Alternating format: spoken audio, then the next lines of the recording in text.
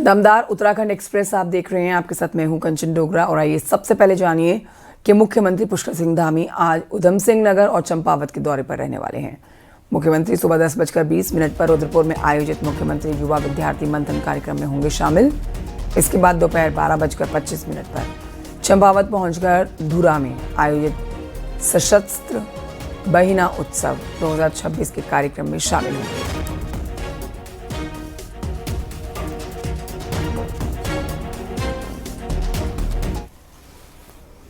चमोली में Badrinath national highway एक बार फिर से बंद हो गया है। जोशीमठ से आगे हाथी पड़ाव पर सड़क की वॉश आउट हो गई है। अलकनंदा नदी के कटाव की वजह से सड़क वॉश आउट हो गई। इसकी वजह से बद्रीनाथ धाम और हेमकुंड साहिब जाने वाली सड़क पूरी तरह से बाधित है।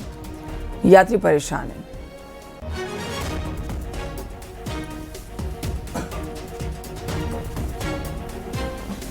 पिथौरागढ़ में मानसरोवर यात्रा मार्ग में आए दिन लैंडस्लाइड हो रहा है। मलघाट के पास में पहाड़ी से लगातार बड़े बोल्डर गिर रहे हैं।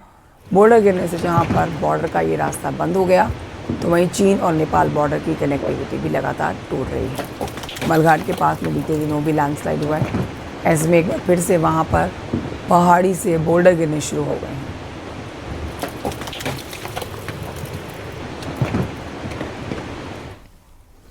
उधर चमोली में निजमुला बिरही मोटर मार्ग पर भारी बोल्डर आने से यातायात पूरी तरह से ठप हो गया है, जिससे निजमुला घाटी के 12 जिले जो हैं मुख्यालय गोपेश्वर से कट गए हैं। ग्रामीणों को खाद्यान्न, सब्जी और अन्य ज़रूरी सामानों को साथ साथ इसके अलावा स्कूली बच्चे जो हैं, मरीज जो हैं, वो उनको परेशानी हो रही है।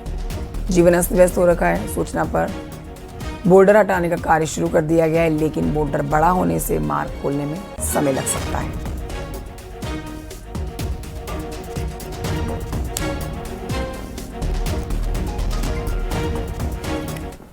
उधर विकास नगर के हर्बर्टपुर में देर रात दर्दनाक सड़क हादसा हो गया और बाइक सवार युवक को आसन पुल पर बेकाबू डंपर ने टक्कर मार दी। यह हादसा इतना भीषण था कि युवक का एक पैर पूरी तरह से क्षतिग्रस्त हो गया। हादसे के बाद डंपर का ड्राइवर मौके से फरार है। पुलिस ने घायल को अस्पताल में भर्ती कराया है, जहां पर उसकी हालत गंभीर बनी हुई है।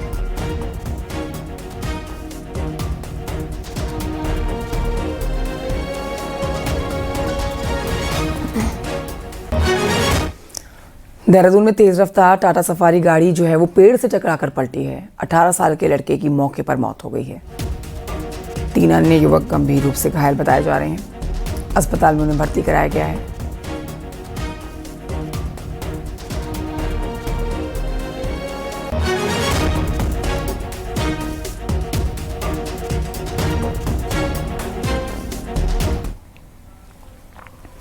उधर हरिद्वार में देर रात एक होटल निर्माण के लिए लाए गए पत्थरों की चपेट में आने से 2 मजदूर घायल हुए हैं। मजदूर पत्थरों से भरी हुई गाड़ी थी, वो खाली कर रहे थे और इसी दौरान अचानक से पत्थर खिसकने से दोनों दब गए। एक मजदूर को बचा लिया गया, दूसरे की हालत गंभीर है, जिसे अस्पताल में भर्ती कराया गया है। दूसरा भी बचाने के चक्कर में ही घायल हुआ है। हादसे में दोनों घायल इस समय अस्पताल में भर्ती हैं। एम्स ऋषिकेश में इनका इलाज जारी है।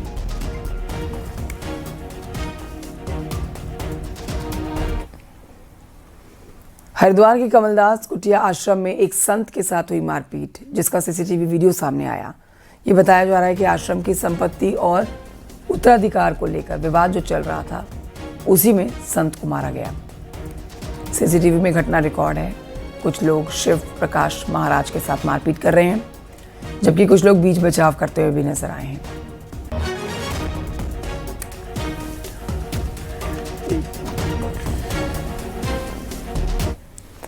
रुड़की के बेलड़ा गांव में मामूली सी कहासुनी में एक युवक को गोली मार दी गई। गोली लगने से युवक गंभीर रूप से घायल हो गया। इलाज के लिए अस्पताल में भर्ती कराया गया है। आरोप है कि गांव के ही हयान ने कहासुनी के बाद पप्पू पर गोली चला दी। घटना के बाद मौके पर अफरा तफरी मच गई। गांव में दहशत का माहौल है। पुलिस मौके पर पहुंची है, मामले की छानबीन शुरू कर दी गई।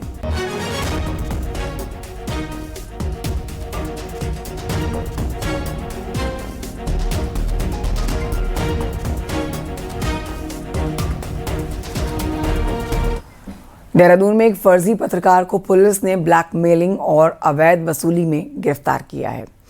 आरोप है कि आरोपी रजत सिंह खुद को पत्रकार बताकर एक प्रॉपर्टी मालिक को लगातार धमका रहा था। पीड़ित की दुकानों को अवैध जमीन पर बना बताकर झूठी खबर चलाने की धमकी दे रहा था। खबर ना छापने के एवज में आरोपी पीड़ित से अब तक 3.5 लाख रुपए वसूल चुका है। इतना ही नहीं, आरोपी अपने 2 अन्य साथियों के साथ मिलकर पीड़ित के 5 लाख रुपए की मांग करने के लिए भी इस समय बता रहा है। पैसे ना देने पर जान से मारने की धमकी देना, गाली गलौज करना, इसी आधार पर पुलिस ने इसे गिरफ्तार किया। फर्जी पत्रकार के दूसरे साथियों को फिलहाल पुलिस तलाश रही है।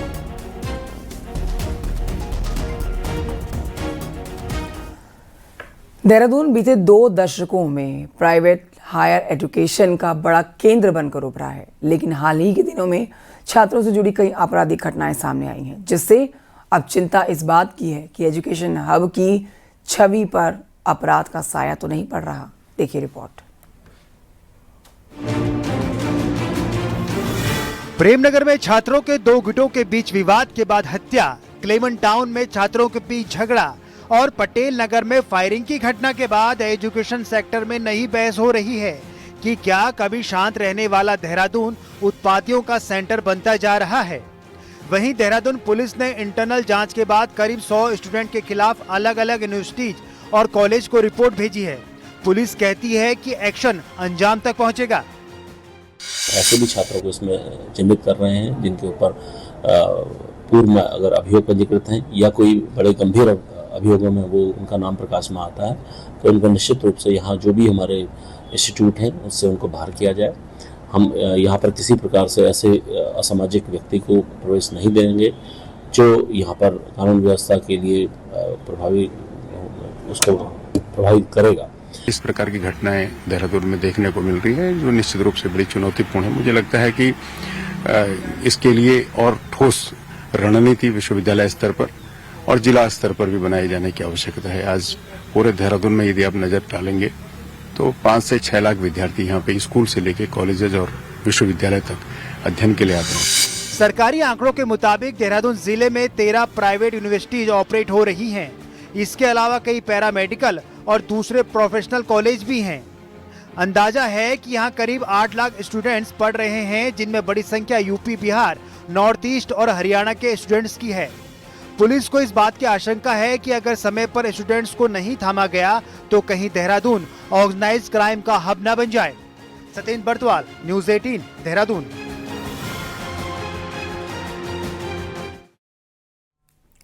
उधर रक्षाबंधन से पहले उत्तराखंड सरकार मिलावटखोरों पर लगातार सख्ती दिखा रही है। अब उधम सिंह नगर में खाद्य सुरक्षा विभाग एक्शन मोड में दिखाई दे रही है। त्योहारों को देखते हुए दूध, मावा, पनीर, मिठाइयों की मांग बढ़ने के साथ मिलावट का कारोबार जो बढ़ रहा है उस पर नकेल कसी जा रही है। यूपी बॉर्डर से आने वाले वाहनों की निगरानी बढ़ा दी गई है। जिले भर की डेयरियों पर ताबड़तोड़ छापेमारी की जा रही है। काशीपुर, रुद्रपुर, बाजपुर, जसपुर, इसके अलावा कई और क्षेत्रों में जांच अभियान लगातार जारी है। सैंपल्स लेकर लैब भेजे गए हैं। उनके जो चेक पॉइंट्स हैं, बॉर्डर पॉइंट्स हैं, लगातार चेकिंग की जाती है तथा ऐसे संदिग्ध जो भी खाद्य पदार्थ हैं जिसमें मिल्क एंड मिल्क प्रोडक्ट शामिल हैं, उनके परिवहन पर लगातार निगरानी रखी जाती है। हरिद्वार की श्यामपुर कोतवाली पुलिस ने साइबर ठगों की एक बड़े नेटवर्क का पर्दाफाश करा है, जिसमें 5 आरोपी भी पकड़े गए हैं। आरोपियों को पकड़ने के बाद पुलिस ने खुलासा किया कि इनकी कब्जे से 35 एटीएम कार्ड, 14 बैंक पासबुक और 17 SIM card, 18 mobile phone, 2 laptop, 37,000 रुपये की नकदी बरामद की। शुरुआती जांच में पुलिस को लगभग 2 करोड़ 75 लाख रुपए से अधिक संदिग्ध डिजिटल लेन देन के सुराग भी मिले हैं। पकड़े गए आरोपियों में 3 बिहार और 2 हरिद्वार के रहने वाले हैं। के द्वारा ये बताया गया है कि ये म्यूल अकाउंट्स खुलवाते हैं और लोगों से अकाउंट खुलवाते हैं और उस अकाउंट का एक्सेस और उसमें जो रजिस्टर्ड नंबर होता है वो सिम कार्ड वो ले लेते हैं और इसकी एवज में 8,000 रुपये देते हैं प्रत्येक अकाउंट होल्डर को। और उस अकाउंट को जब उसका एक्सेस ले लेते हैं और ये बिहार में नालंदा में भेजते हैं और नालंदा में जो साइबर फ्रॉड्स होते हैं उसकी रकम जब इन अकाउंट्स में आती है तो उसको पैसे विड्रॉ करा लेते हैं ये, और वो जो फ्रॉड अमाउंट होती है उसका 10% कमीशन के रूप में इनको मिलता है।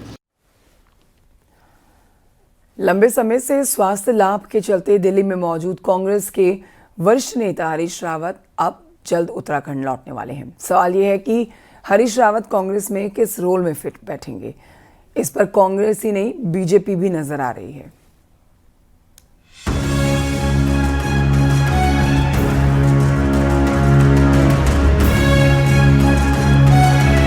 मेरे स्वास्थ्य में अब काफ़ी सुधार है।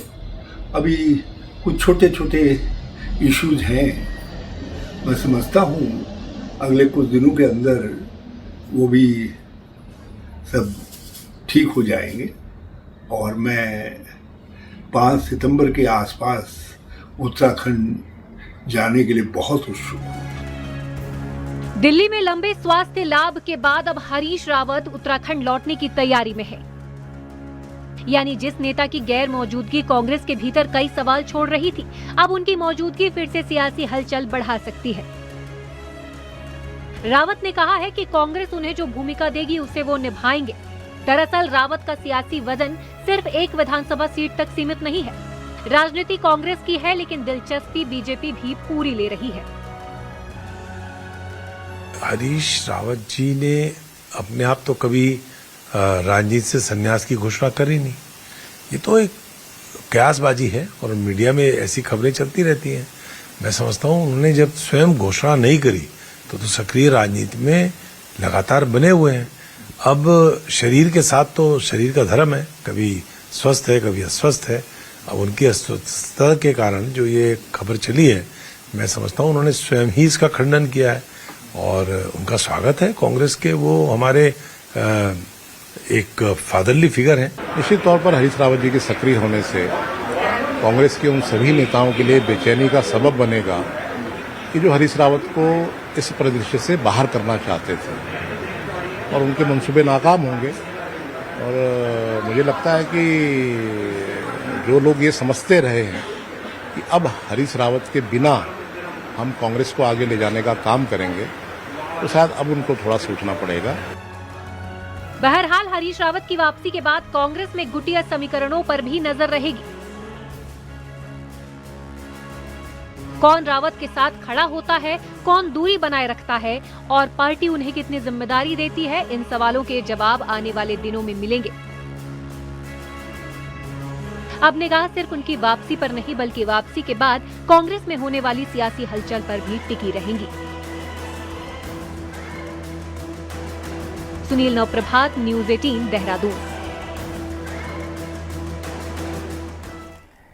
पिछले दिनों बीजेपी की कुमाऊं में अभी तक की सबसे बड़ी चुनावी बैठक हुई है, लेकिन सीएम और प्रदेश अध्यक्ष की मौजूदगी में हुई इस बैठक के दौरान कुछ ऐसा हुआ जिससे 2027 के दावेदार अभी से सामने आने लगे हैं। रिपोर्ट देखिए।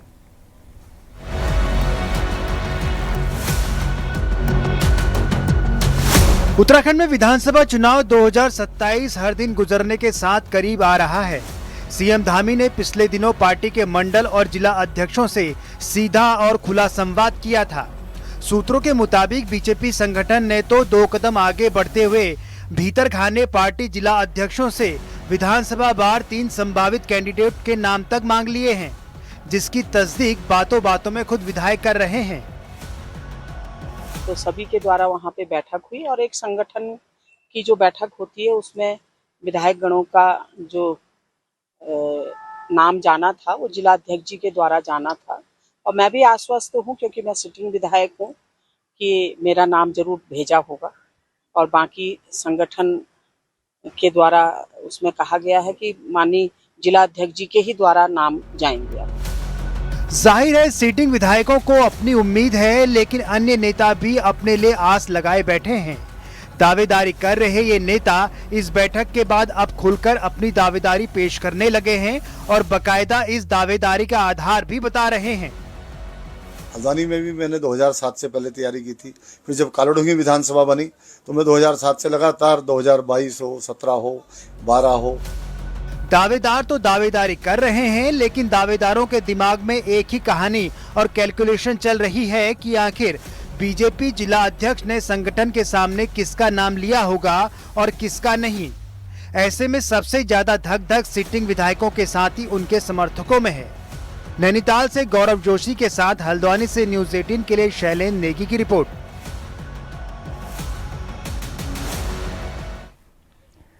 नेपाल में आई बाढ़ के मद्देनजर चंपावत में एसडीआरएफ को हाई अलर्ट पर रखा गया है। टनकपुर एसडीआरएफ पोस्ट की टीम शारदा नदी, शारदा घाट और बैराज क्षेत्र में लगातार निगरानी और गश्त कर रही है। जलस्तर में संभावित बढ़ोतरी को देखते हुए स्थानीय प्रशासन यहां पर अलर्ट है। एसडीआरएफ ने नदी किनारे रहने वाले लोगों, गाड़ियों और जो यात्री पहुंचे हुए हैं उनको अपनी गाड़ियां हटाने के लिए और खुद भी यहां से हटने के लिए कहा है। मछुआरों को भी तेज बहाव से दूर रहने की अपील की जा रही है। तटीय इलाकों से दूरी बनाने की अपील हो रही है यहाँ पर प्रशासन की।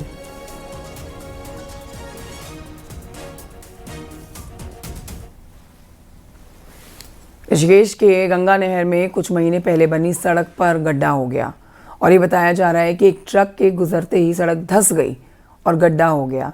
इसका वीडियो भी वायरल हुआ है। लोगों ने गुणवत्ता पर सवाल उठाए हैं। आगे बढ़ते आपको बताएं कि देहरादून का 120 साल पुराना आड़त बाजार अब ट्रैफिक का लोड ही नहीं झेल पा रहा है। अब ये बताया जा रहा है कि सितंबर महीने के आखिर तक आड़त बाजार शिफ्टिंग शुरू हो जाएगी। रिपोर्ट देखिए।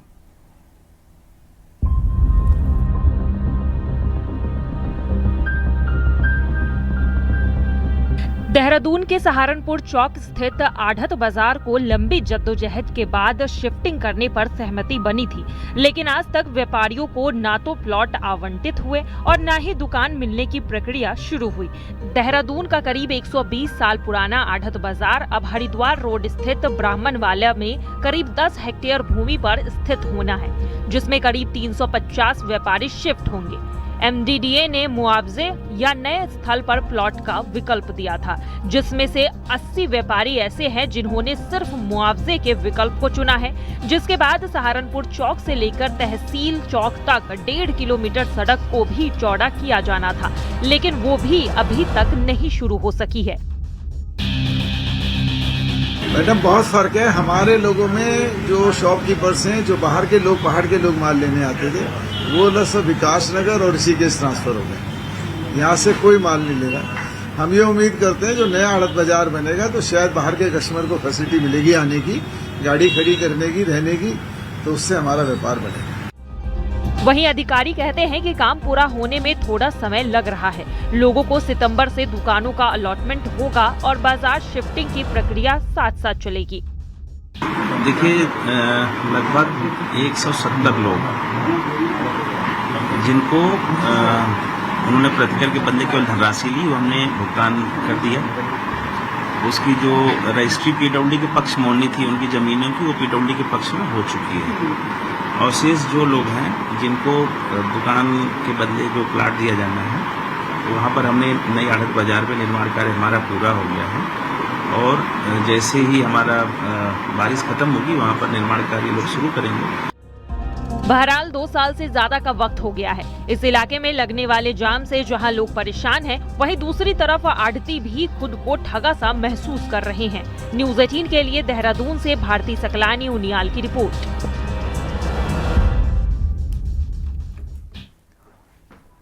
उत्तराखंड की चारधाम यात्रा की अगर बात करें तो इस साल एक नए रिकॉर्ड को ये बना रही है।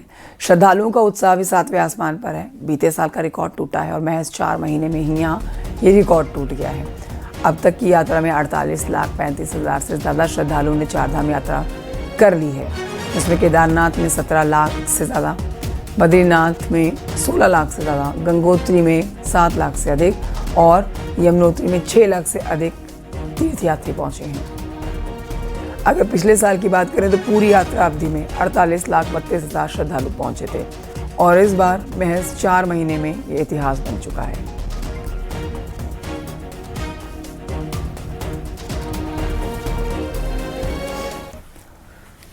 लंबे इंतजार के बाद शुरू हुई कैलाश मानसरोवर यात्रा पूरी हो गई है। लिपुलेख दर्रे से इस बार यात्रा में 10 दलों ने कैलाश पर्वत और मानसरोवर झील के दर्शन किए।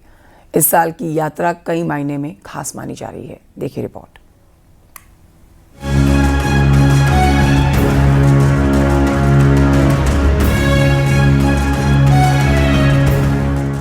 भारत चीन के रिश्तों में कड़वाहट दूर होने के बाद लगातार दूसरे साल मानसरोवर यात्रा आयोजित हुई। गलवान विवाद के बाद इस यात्रा पर पूरी तरह ब्रेक लग गया था, जिससे भोले के भक्तों में खासी निराशा भी हुई। लेकिन बीते साल दोनों देश यात्रा को बहाल करने में एकमत हुए थे। 2025 में जहां मानसरोवर यात्रा में सिर्फ 5 दलों को परमिशन मिली थी, वहीं इस बार विदेश मंत्रालय ने 10 यात्री दलों को लिपुलेख दर्रे से भोले की धरती पर भेजा। इस साल 477 यात्रियों ने यात्रा में हिस्सेदारी की है।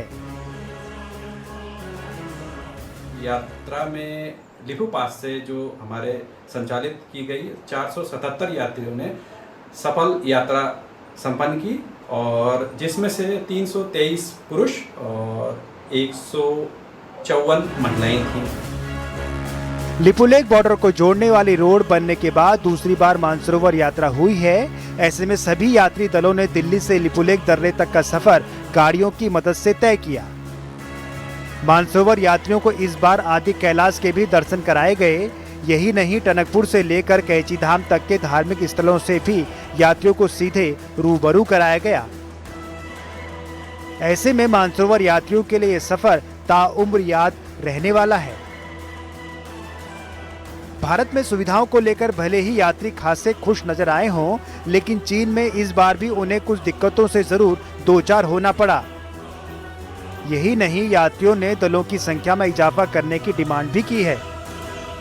जो सबसे बड़ा सुझाव तो यही है कि बहुत यात्री हैं जो जाना चाहते हैं, तो मेरे ख्याल से बैचेस और बढ़ाने चाहिए लोग, ताकि और लोग जा सके और अपनी श्रद्धा जो है ना पूरी कर सके। क्योंकि मानसरोवर यात्रा या कैलाश की परिक्रमा ये हर एक हिंदू के लिए, भारतीय हिंदू के लिए एक सपना ही है। मेरे हिसाब से जो लोगों को एक्लिमेटाइजेशन की जो जरूरत होती है जब ऊंचाई पे जाने से पहले, कैलाश के पहले, तो उसके लिए रेस्ट और आराम करना और उसके लिए प्रॉपर्ली बॉडी को ढलने के लिए एक्स्ट्रा डेज देने चाहिए। तो भले ही आपको यात्रा को थोड़ा सा आगे बढ़ाने की है, बढ़ा सकते हैं, तो वो जरूर उस पर फोकस देना चाहिए। कैलाश मानसरोवर यात्रा आने वाले सालों में कई पड़ावों को तय करेगी।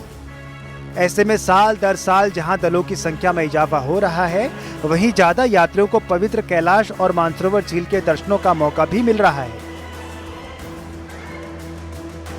ये यात्रा दो मुल्कों के रिश्तों के साथ ही भारत की धार्मिक पहचान का प्रतीक भी है। ऐसे में तय है कि आने वाले सालों में यात्रा में काफी कुछ नया देखने को मिलेगा। न्यूज़ 18 के लिए किशन जोशी के साथ विजय वर्धन उप्रेती की रिपोर्ट।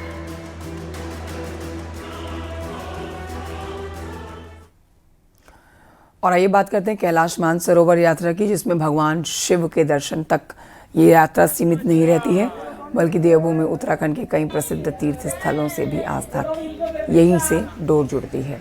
कैलाश पर्वत के दर्शन करके लौट रहे श्रद्धालु जागेश्वर धाम, न्याय के देवता चितई गोलजू देवता मंदिर और नीम करोली बाबा के दर्शन करके अपनी यात्रा को पूरा मानते हैं।